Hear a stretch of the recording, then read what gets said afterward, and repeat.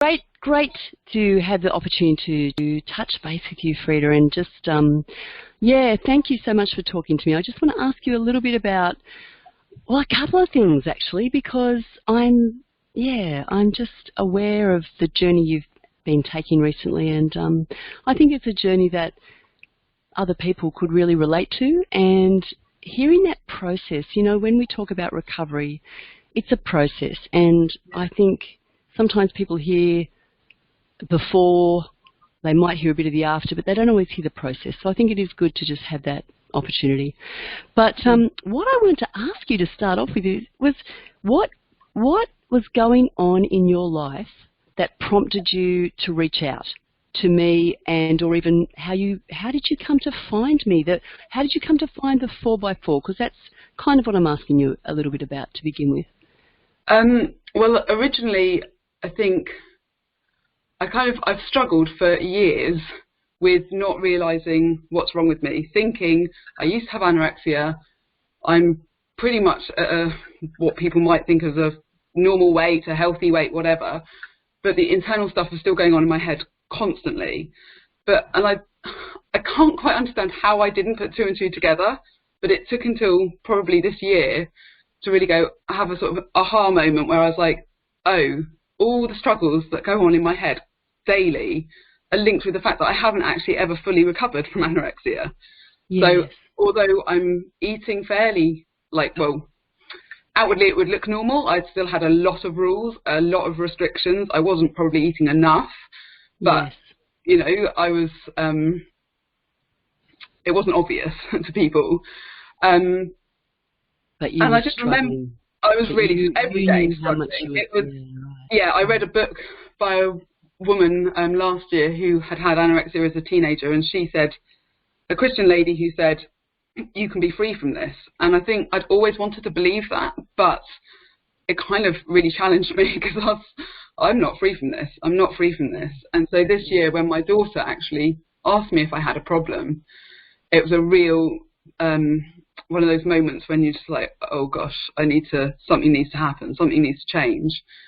But I hadn't realised that. And I kind of didn't know that it was possible, actually. And I remember having counselling with you when I lived in Australia, probably 16 years ago, maybe. Yeah, 2005, 4, 5, that sort of time. And just, you know, I've had other counselling before and since, but it's never been what it was when I had counselling with you. And just remember just the relationship with you, how, yeah, it was just incredibly supportive. And I thought, there's no one I can think of. And I don't really want to start a new relationship with someone. Yes. I can't invest, you know, I've got 4 children that I home educate. I don't really have that capacity at the moment. But I thought, wonder if Michelle's around. I wonder if I can get in touch with Michelle. And Googled Michelle Sparks.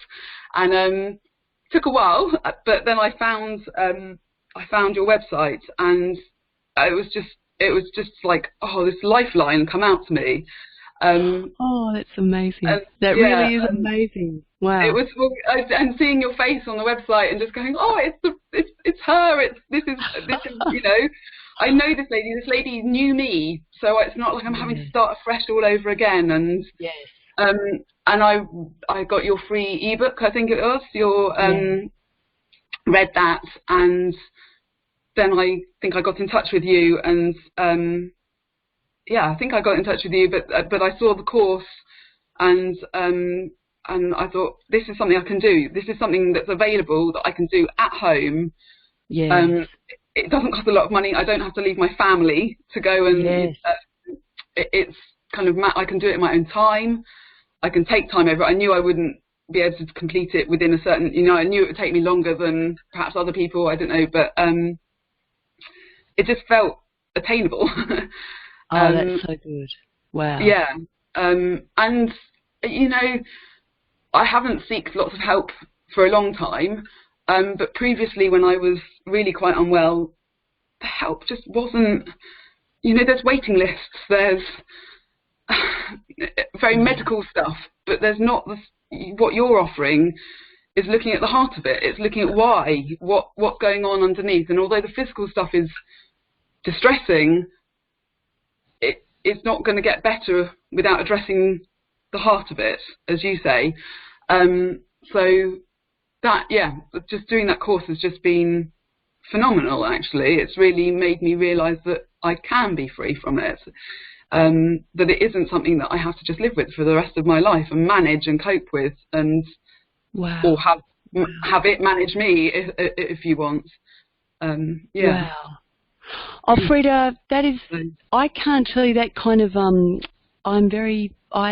my heart feels very honoured, actually, to hear that. That's makes me want to cry. It's really beautiful, and I'm honoured that I'm amazed that you found me, and I'm amazed, but I'm so grateful too to hear that. That is really amazing. And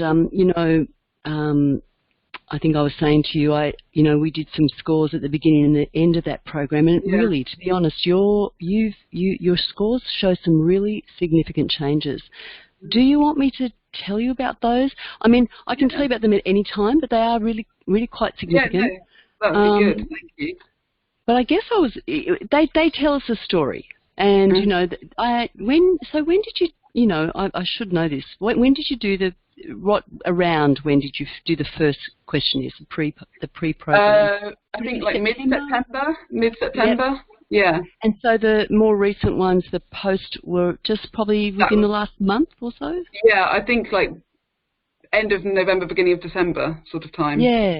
Yeah. So we're talking, really, we're not talking a long time, okay? So we're not talking a long time here. But there's a couple of things that I always look at with people, because we know that when people are struggling with eating issues, they're very often struggling with anxiety and often with depression, especially if these issues have been going on for a while. Sometimes anxiety and depression precede the eating disorder. Sometimes, very often, they go with it, and very often they are a leftover. And certainly anxiety is certainly something that I see, and certainly have experienced in my own life as well, as a leftover that one has to kind of work through. And you can get over the disordered eating behaviours and still have some challenges. You can get through those as well. But, it's a journey. It is a journey. And I think it's always important to say that, because otherwise people feel hopeless and helpless, but they're not. But, so, look, I'll just tell you a couple of... So we looked at the depression and anxiety and stress scale, and I need to put my glasses on for that. Wait a sec. So the pre-score was about 23, and the post-score was 12. But what was significant there is your stress. You didn't change a lot on depression and anxiety. You went down just a point. But on stress, you went actually from severe to normal. So that actually really shifted. Wow. And I can actually scan these and send them back to you. Yeah, that would be great. Thank you. So that you can see those. On the eating attitudes test, you went from a 31 to begin with to 14, which is a really significant change. Wow. And the main areas where I saw the shift was less preoccupation with food, less of that feeling that food is controlling your life, less of that feeling that you're giving too much time and thought to food, less engaging in dieting behaviour. That's not to say it's disappeared, but there was that's where you showed the most differences. On the self-esteem scale, the Rosenberg self-esteem, you went from 11 to 16. Now, 11 is scores of 15 to 25 are considered average. So you went from below average in your self-esteem, and I think you would have probably felt that in yourself. But you actually came into the, what is considered average. Low end, but, there's always, that's a big shift in a short time. And the other one that's actually a kind of a gold standard in, testing with eating disorders is the EDEQ.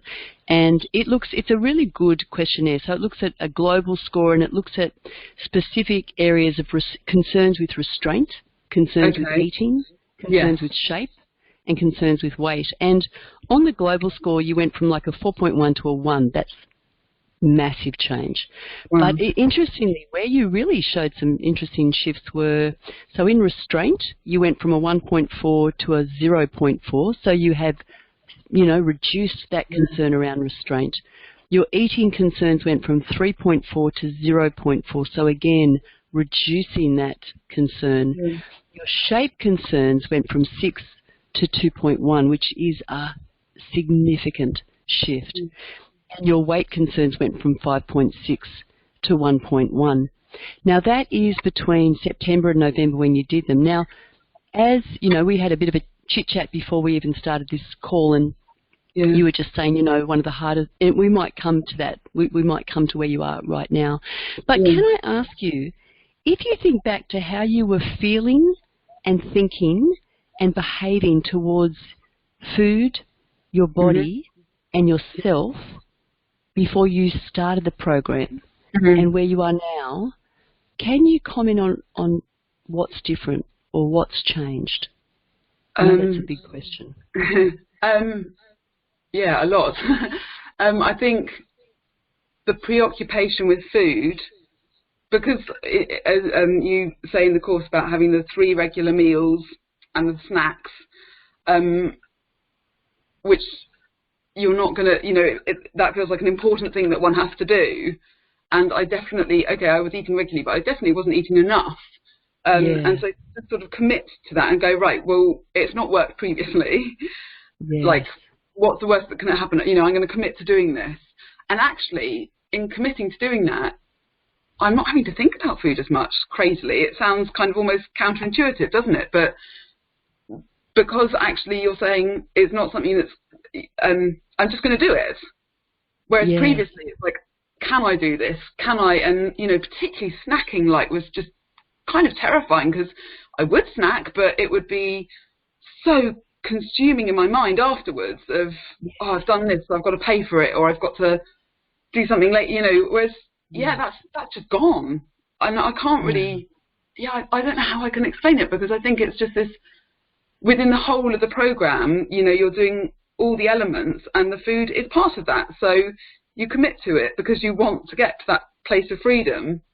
Yeah. So I can see actually how it's just a perpetuating cycle. If you restrict, your mind then is kind of starved and overworked because it's having to think about it all the time. So then it continues thinking about it all the time. So it just kind of, you know, you're just like on this treadmill of just utter thoughts consuming you, and like that. Just I no longer, at the end of the day, I don't lie in bed and rehearse what I've eaten that day. I don't think back. And actually, probably couldn't actually remember everything. Whereas that's amazing. I could do it for days. You know, I could tell you for the past 3-5 days what I'd eaten. Whereas now I'm like, I don't know. It really is a release. And just to be able to enjoy with the family without thinking about whether I should be allowed to be enjoying it with it. You know, I can be more engaged at meal times because I'm not as distracted probably. Yes, you're not preoccupied. You can actually be present with your family. I can be there, oh my gosh. It's a huge difference, and I don't, until you sort of told me the results and stuff, I don't think, because I'm dwelling on other things a little bit, I think I haven't fully appreciated how far I have come. You know, sometimes you need someone else to tell you. And that's actually one of the benefits, to be honest, so I don't mean to interrupt, but that's actually one of the benefits of doing these kind of pre and post things, because we don't, how can you measure change or see how far you've come if you don't have something? So I'm really glad to hear that, and I'm particularly glad to hear that is so wonderful that you are feeling that you can engage more and be present more with your family at the meal times, because what we know is that in itself is like a nurturing activity. It's the social and emotional connection with your family. Yeah. And as you engage in that, I would imagine you will find that the more those restraints and the preoccupation reduce, and the more you engage with that nurture, the more it will feed more nurture and more freedom and more good feelings, actually. Yeah. Sorry, I didn't mean to interrupt you.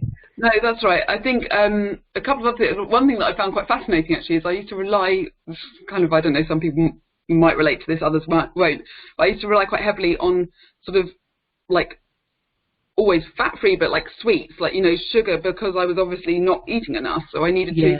And actually, I don't have that desire in it. It's kind of, you know, I'm not saying that I don't eat any, but I certainly don't need, you know, at the end of a meal, especially in the evenings, I'd still be hungry because I hadn't eaten enough.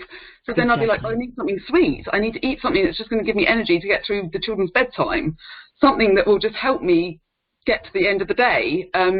But I don't need that anymore. It's or much less so. If I totally, because I'm allowing it. So it's actually taken off all that kind of sort of the forbiddenness. Wow. Has a sort of, that's gone.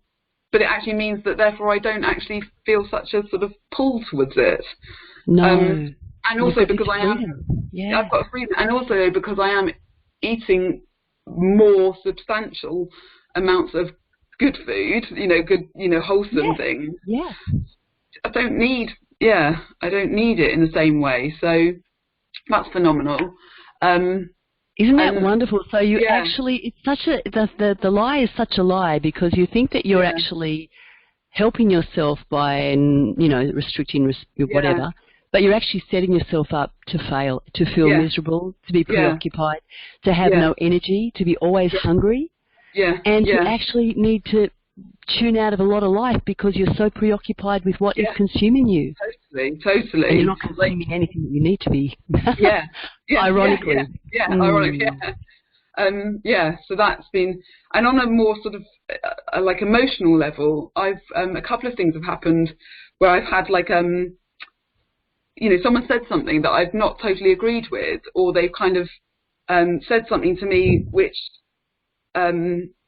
like they've misinterpreted me, or they've said something that sort of pushed back at me a bit, sort of said, and previously I would just completely sort of withdraw or shrink back and let them sort of do, and actually I found myself on a couple of occasions, like obviously not in an aggressive way or anything, but just being able to say, oh, no, actually such and such, or oh, I didn't mean that, I meant this, which is, for me, like, that is just huge. That is huge, because it's like saying, I have a right to actually express myself.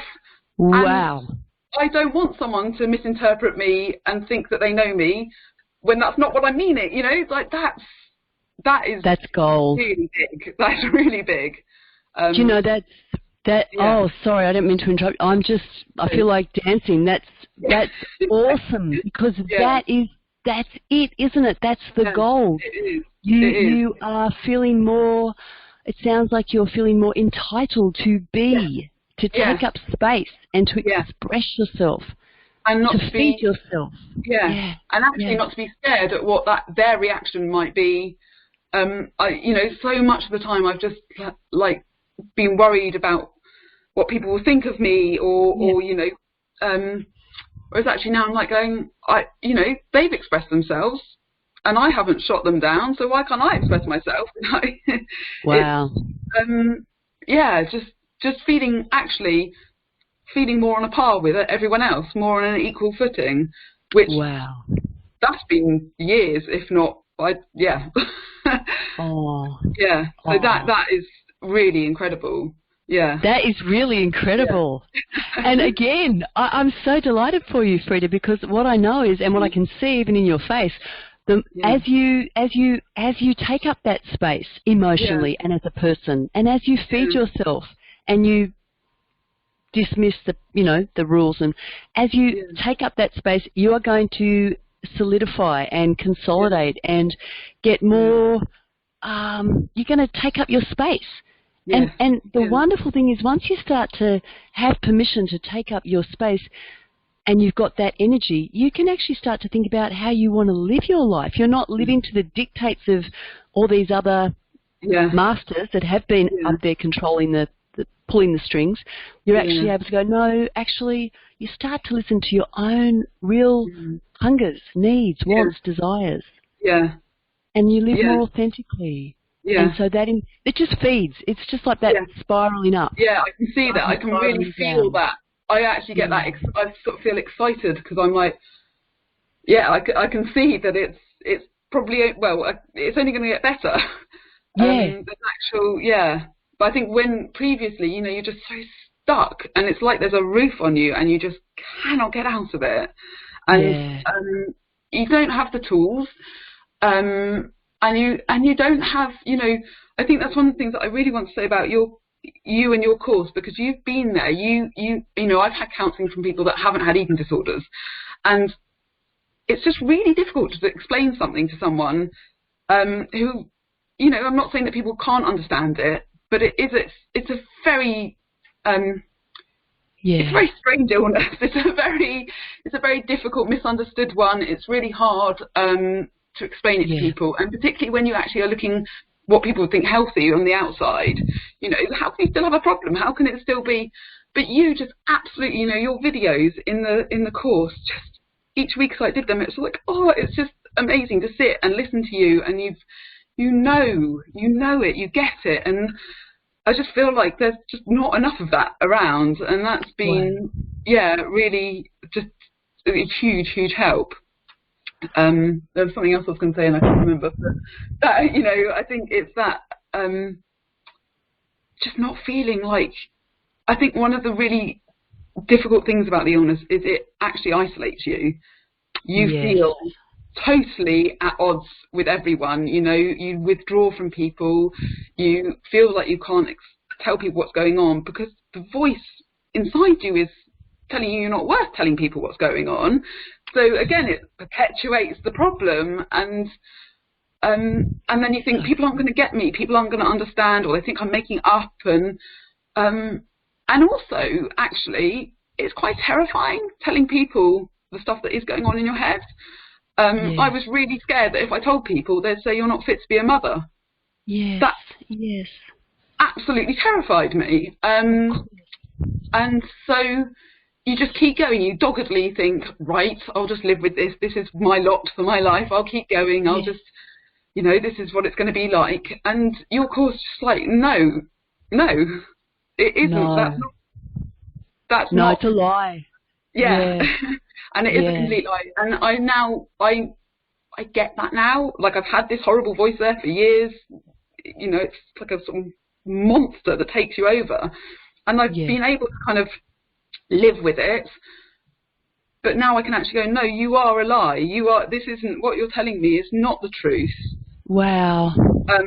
There are times, okay, that still it's loud and I might struggle, but I know that it will go.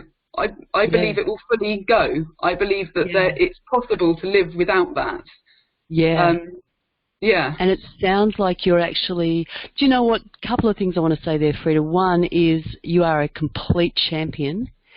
You are a champion, because to live with that voice, that bully, as you have done for all those years, wow, you are a champion. You're a strong lady, and I kind of say that to all the other people who are listening and have also stood up against that bully, felt crushed and annihilated, but kept going. You know, it is a bully that takes people out. It does. It does. It wears them down and it takes them out, and it is full of lies, and especially the lie that you don't deserve to take up space, that you're not you know, shut your mouth, you know, don't exist. That is such a anti-life lie. Anyway, as you know. And the other thing I was just going to comment, so one, I want to just really honour you and commend you and the many like you who have battled long and hard and maybe not been understood. I just want to honour you for the strength and the courage. And, you know, you're a mum of 4 beautiful kids, and you know, and that voice has lied to you. You deserve support. You deserve to take up space. You're a great mum, but that voice will isolate us, and it will back us into a corner. And what I'm hearing too, Freda, is that it sounds like it still, you know, it still knocks on your shoulder, but it's not intimidating you to the same level or the same frequency or intensity. Is that correct? Yeah, I mean, I'd say it's like this past week I had one day when it was pretty intense, but I think I almost feel like, this could be wrong, but I almost feel like it's trying its best because it knows that it can't win anymore. Do you know what I mean? Sometimes things ratchet themselves up because, you know, they actually know, you know, it's almost like it's having its last sort of go at me. But actually, I can, I sort of feel like this is the end. Hope, I hear you. Yeah. I hear you. And the other, sorry, go on. Yeah, well, I was just going to say, I think, there's one day this week when I was really struggling, and then last night I was reflecting on it, and I was like, I've actually only been committed for 4 or 5 weeks to the regular eating. Yes. I've had this illness for 19 years. Yeah. It's not going to go away in a month. No. It's not going to, there's a period of healing that needs to take place. That's right. So I've got to get a perspective on it, I think. That's right. And the other thing is, and please, I hope I don't take your train of thought away, but the other thing is you're building strength. You're building a muscle to stand against that bully. Now, that doesn't develop overnight. And in fact, I've just done a podcast. It's called, what's it called? Spiritual Power - What to Do When You Feel Driven by Fear. Right. Because usually behind that voice is fear, that if you don't do the right thing, something bad's going to happen or something like that. And that's... and anyway, I talk about it, the fact that, yes, it can be in our thoughts, it can be in our emotions, but there can be a spiritual force of fear that really drives us into destructive kind of behaviours. And you are building strength both in your thinking, you're getting tools, emotional, thinking, and spiritual to armour up against that bully and say, no, I'm not going to bow the knee to fear anymore. And I talk about not having a spirit of fear. No, I can tell you, and in fact, in this podcast, I actually talk about, because I think with the anorexia, there is this over-functioning, this feeling that one must do more, be more in order to exist, right? Yeah. And so at different times in one's life, that bully or that old fear can re-emerge. So, for example, in this podcast, I talk about the fact that I haven't had disordered eating behaviours for many, many years, 20 plus 30 years maybe.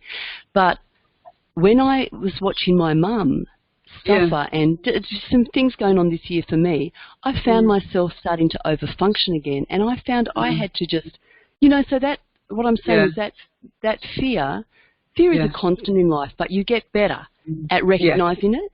And defeating it, overcoming it, walking through it, facing it, not being cowed by it, not being bowed over by it. And you get better at standing your ground and saying, no, I do deserve to take up space.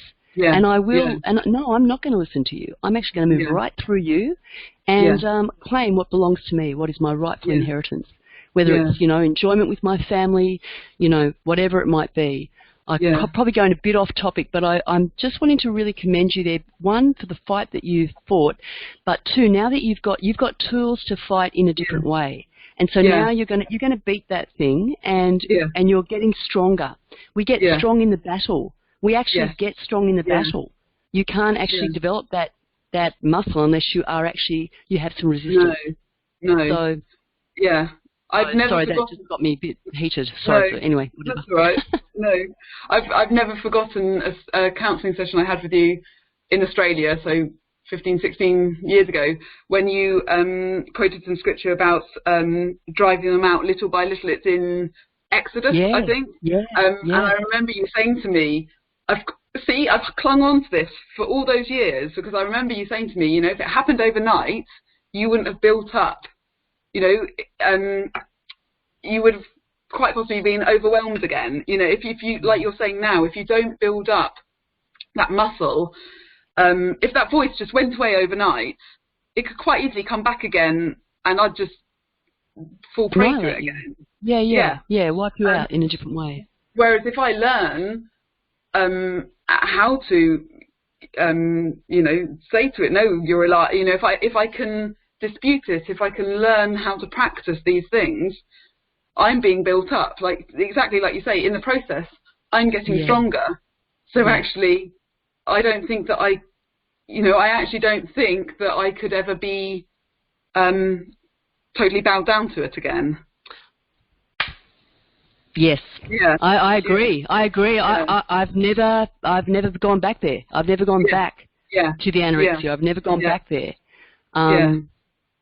Thank you, God. But no, I haven't. But yeah, that fear, and it's not just the fear, it's also that what is really getting built in you and needs to, it's what gets built in order to overcome that, is you deserve to take up space. It's a truth of your worth and value. And you're right to take up space. You're right to take up space, to have needs and wants, and for them to be as important as anyone else, and to express those in ways that are appropriate. And they're all skills that if you haven't had those skills and you haven't had practice in walking them out and exercising them, you don't know how to do it. No. So it takes time, but and as you build that inner strength, you can say no to fear. You can go, I don't care if you don't like me or you disapprove of what I'm doing, or because actually I'm feeling pretty solid in my skin and this is what I believe and this is where I'm going and this is what I'm doing. And I respect other people and I care about you, but I'm going to live the life that is in me to live. You know, I'm not going to die to please other people. And that was actually the original title of my book, was Dying to Please, because that to me was what anorexia was all about. But someone else had that title. Good on them. Good on them. Good title. Well done. But anyway, sorry, Freda, back to, you know, it's a good digression. That will help someone out there listening for sure, because this is a real story of a real struggle over many years. And, I so appreciate what you're saying. So less preoccupation, more capacity to stand up in your skin, more capacity to enjoy your family, to be present, not to isolate by the sound of things. So good. Let me just see if there's anything. So some of those questions that I did have was, how's it different? What's changed?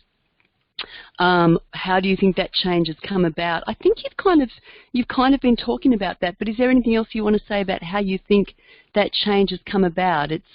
Has it, you know, or, you know, I don't know really. I think just to reinforce, just having you understanding it, but you're so, you know, when you talk a lot about, I think I found the nurturing side really helpful. Because I have really struggled to feel like I can take up space. If someone else has a need, I feel like that just immediately negates my needs. Really strongly. And so the nurturing, I got really excited about it, because I was like, this is what I want. And you know, I think when you're constantly hungry, you're not just hungry for food, you're hungry for everything that you've denied yourself. And then actually you get angry. I would sometimes get so angry inside because I wasn't allowing myself stuff that I needed, you know. I wasn't able to express myself. So internally, I just feel furious at times. So I think I found that just such a helpful element of the course, because it's like going, you know, yes, you, like exactly what you're saying, you deserve to take up space. It's okay to express your needs. And actually, when you start to think about it and you see everyone else expressing their needs, it's kind of ludicrous that you don't let yourself express your needs, you know, when everyone else is okay with doing it. Why should I think that I'm the one person that can't? So that's been a really helpful thing to say. And it's not like my needs, it's not like what I'm wanting to say, I'm not wanting to be aggressively assertive. I'm not wanting, I'm actually just, the things that I yearn for in a life of freedom from this illness is like to be a good wife, to be a good mother, to be a good friend, you know, they're all just fairly simple things. But I've felt disabled from being able to fully be those things because of the monster controlling me. And telling you you're not enough? Telling you you're not, and you're not doing the right thing or enough, or and that if the house isn't immaculate, you failed. If the certain things done on certain days aren't done, you failed. If, you know, everything, it's not, you know, it's rules constantly. I've had rules and laws and ways I've got to be and how I've got to do things just for years, and actually I'm challenging them now. You know, I can actually say why that's it's not true, and I don't need to have. I can actually let go of these truths. I mean, that is terrifying. As an anorexic, letting go of control, letting go of things is terrifying. And I think that is the one thing.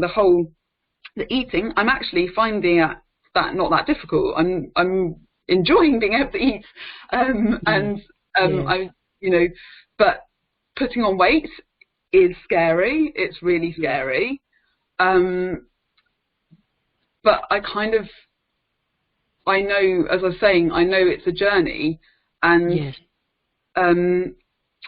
you know, I am letting go of my rules. I'm much less rule-based. I used to have a list of things that I had to do every day, and I'd write this down, and I'd religiously look at it multiple times a day, and I haven't had one of those lists for about 2 weeks. Like, that's awesome. That's huge. That is huge. You know?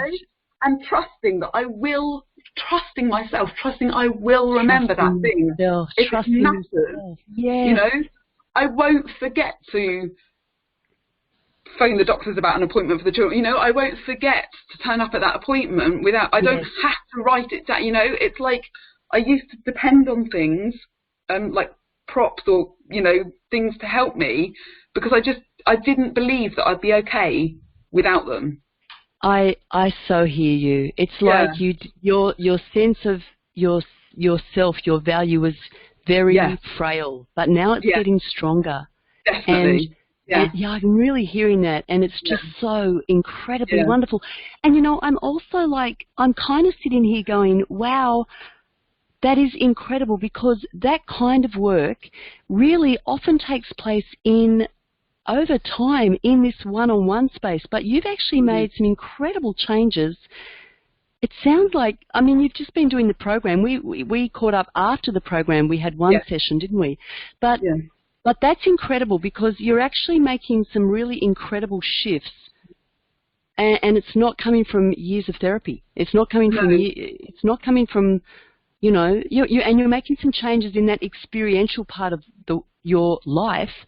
Yeah. I'm just so delighted. I'm just so delighted, Freda. I'm kind of, part of me feels almost really quite teary, because it's just such a beautiful transitioning and transformation, and you so deserve it. You so deserve it.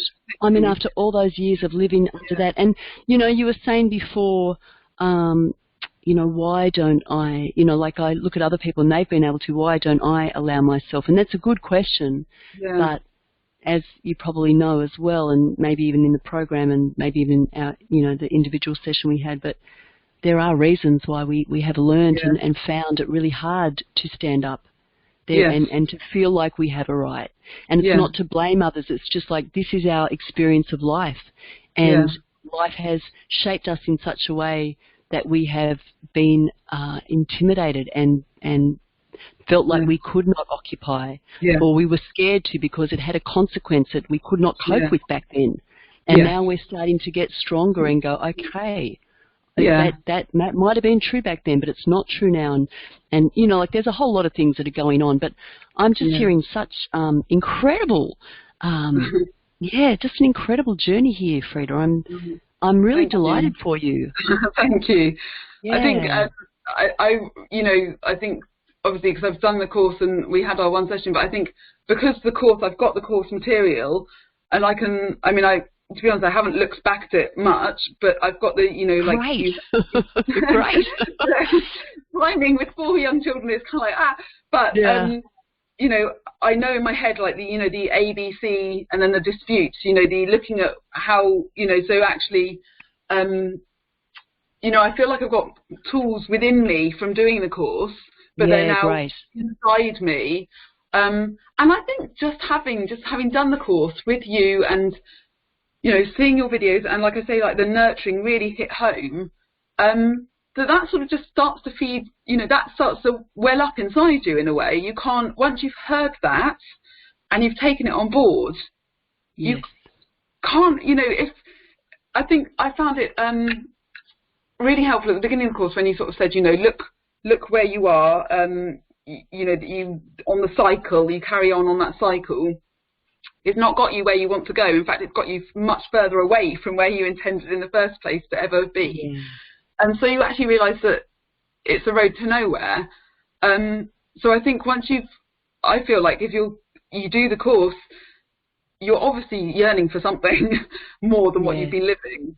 And when you, even though, you know, it is a process, the hope and the truth of what you can get to is now within you. You can't deny that anymore. Wow. Wow. Yeah. You know, wow. and just seeing your testimony. I've read your book as well, which has been really helpful. And you know, knowing that there are people that have got to the other side, that are in that place of freedom, it is possible. Because I do feel like there's a lot of stuff out there which just sort of says, you know, remission, or you know, once you reach a certain body weight, you're well again, which is why I think I thought I was. But yes, I was in what they call quasi-recovery or whatever, you know. I thought, well, obviously, you know, I've managed to have 4 children. I can't be physically ill anymore, can I? Yeah. But you're not free. Head out. It doesn't sort the problem out. No. Yeah. So no, and even looking at, you know, like, that's just a great case in point. You were looking really okay on the outside, you know. I mean, I haven't seen you in the flesh, I don't know. Yeah. But you know, mum, kids, husband, doing all of that, and not looking emaciated perhaps. Yeah. But your scores show that you are really struggling, really significantly. And so that's the truth of what we know. People are, and as you said, people often think if you're in a normal or okay body size or whatever, no problem. But no, that's not true. People can be struggling right across body shape and size. Oh, yeah. Absolutely. And I think because society is the way it is, you know, but isn't it normal for women to worry about what they eat? Isn't it normal for, you know, but all women want to be slimmer than such and such. You know, and it's like, and there's so much disordered eating around you, you know. There is. Probably loads of people I know have got issues, but not to the degree necessarily of an eating disorder, not that full extent. But I'm not going. But it's still not a life of freedom. It's not a flourishing life, is it? No, it's not. No. And, but so to be kind of told that, you feel like you're being sold a lemon. You know, this is what life can be. That's normal. It's normal to have a few issues, and you know, everyone's like that. Just, you know, carry on. Like, I don't want that, actually. Thank you. I love it. Yeah, I want the real thing. Yeah. And I love think it. I feel really sad that there's probably so many people that don't realise, you know, that don't realise that there's more than this. Yeah. Yeah. Because you've lived with that. You've lived with that feeling like, well, this might be just as good as it gets, and I'm just going to push on through. You've lived with that for a long time. Yeah. So you would, you know, I hear you. There would be and you know, that's the truth. There would be some grief in this for you, because there is, you know, there's it's like an opportunity cost, isn't it? There's a health cost. There's an opportunity cost. There's all those moments when you've had dinner or been places and you've not been there. You've been there in body, but you've not been there. Yeah. And that's sad. But you can take, you know, we believe in, you know, we're people that believe in a hopeful turnaround, but you can take those experiences and move forward into good spaces. And in many ways, I've got to say, I feel like it helps you enjoy more what you've got. Yeah. I think if you've never been without something, and this is true for anything in life, but you know, it's the valleys that make you appreciate the mountain. It's the pain that makes you appreciate, wow, the feeling of no pain. It's the bondage that makes you go, wow, this is freedom. This is amazing. Like someone else who's not struggling the way you are just doesn't know how good it is to just go, wow, I'm sitting and enjoying I'm just being here with my husband and kids, and I'm really happy. I just feel good right now. Yeah. And it's beautiful. Yeah, no, I think that's it. And that actually the freedom, you know, what's not freedom, you can recognise more. I feel like if you've been in a place of bondage, you can recognise it much more than if you'd never been there, if that makes sense. So true. So other things could come at you, but and you can actually go, no, that's not freedom. That's not freedom. Whereas I think maybe if you've never been there, it's harder to identify. So yeah. Man, I'm over here cheering. I'm the cheer squad over here. This is fantastic. Yeah. Oh, Freda. Awesome. Well, who knows how you may, you know, just the journey you're taking will, and you're not taking the journey for anyone else, but you will find that your own freedom will spill out, and it will have consequences for others too. I hope so. And I'm sure I for do your hope kids, so. your daughters and your son. Have you've got two boys? I've got 3 girls and 1 boy. 1 boy. Yeah. Okay. So it's going to be, you know, that's the other beautiful thing, when that softening of that rigidity and that, you know, that harsh place, when that softens, all the people around you will get to enjoy you. The benefit for everyone. You'll start to flourish. Yeah. And I can see that, because I can see just how, when I'm in a certain way, it just affects everyone. And I know. I understand. Yeah. You know, and so, we all, and we're all on that journey. You know, we all have things that push our buttons, but as you said, that's why I did this podcast, because I recognised a bit earlier in the year with my mum, I went, oh, hello, I'm over-functioning here. And it wasn't, I wasn't disordered eating, but I was like, I'm feeling a bit of a drive here. I need to stop and have a look at this. And I did. Yeah. And, you know, so old things can re-emerge in new situations, but you recognise them and you start to, you've skilled up, and you're also taking up that space. You're in a different place. Yeah. I suppose it's, you know, it's just a beautiful flourishing. It's a beautiful flourishing.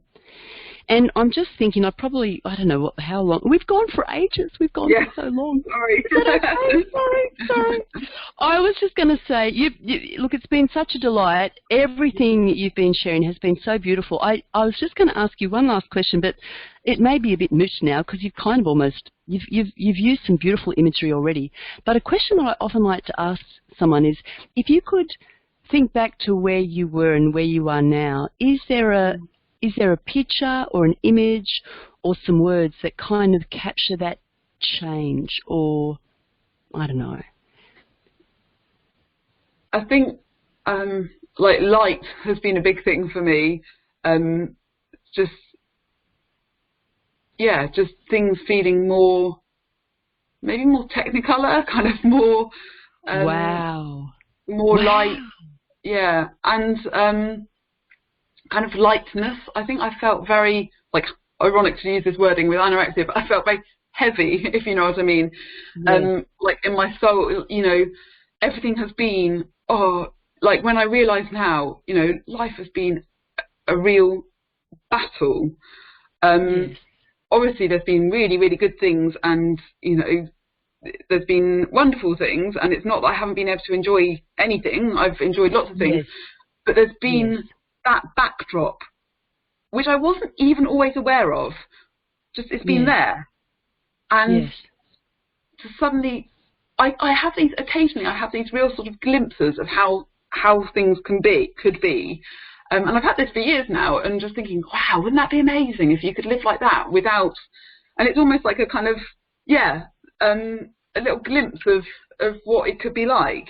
And it's always just so much lighter and relaxed and freer and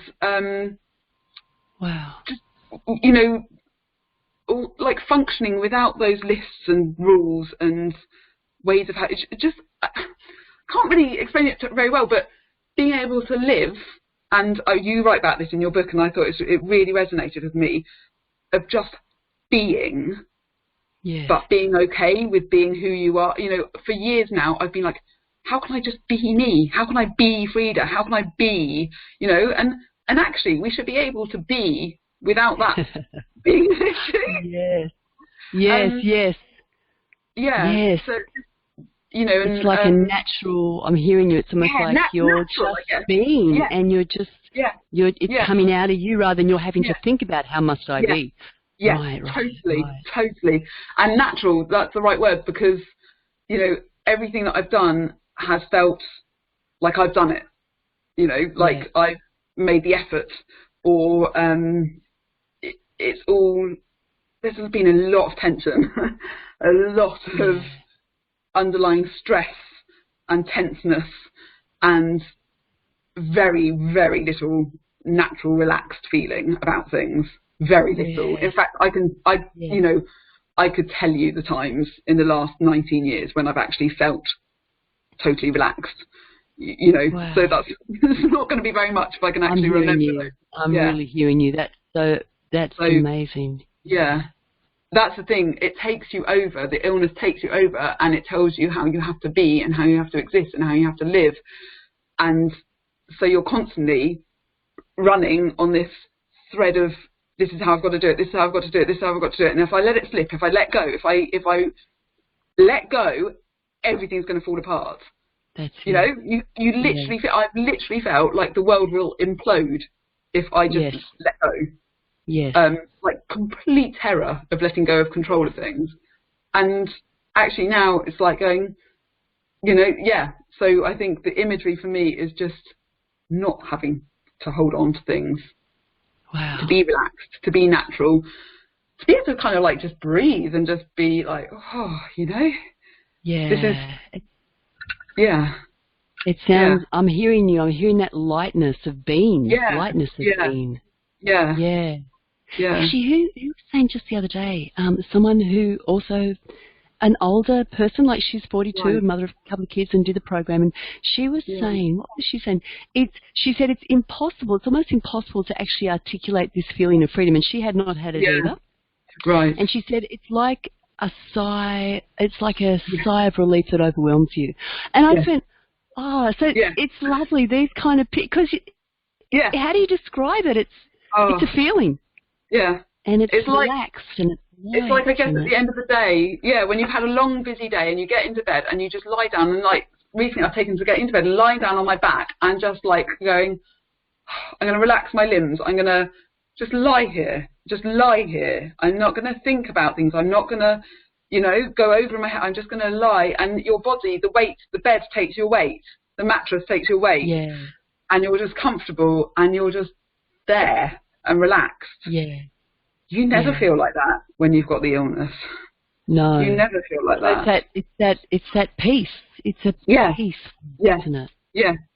And being, I'm learning. For years I wanted to be here, be in this present moment, to be here. And I haven't been, and I've tried, and it hasn't worked. I'm now seeing, it does feel a bit messy sometimes, and it does feel a bit like, oh, this is strange. I'm learning to relax. I'm actually going to lie on the sofa with my children and listen to an audiobook and not feel stressed about it. Like, that's a very strange sensation. But it's great. Wonderful. That's wonderful. It's great. Yeah. So letting go and just discovering what's beyond that letting go, and finding there's a lot of life there. A lot. Yeah. Oh, it's so beautiful. Yeah. It's so beautiful. Yeah. You used an image. I'll have to go back and listen to it, but I'm sure you said something about a boot, like being under a boot. So I'm really getting this sense that you've just kind of just come out of something really heavy and bowed down. It's like you're able to breathe. And Oh, Freda, I will wrap up this conversation. I will stay on and just chat to you, but I will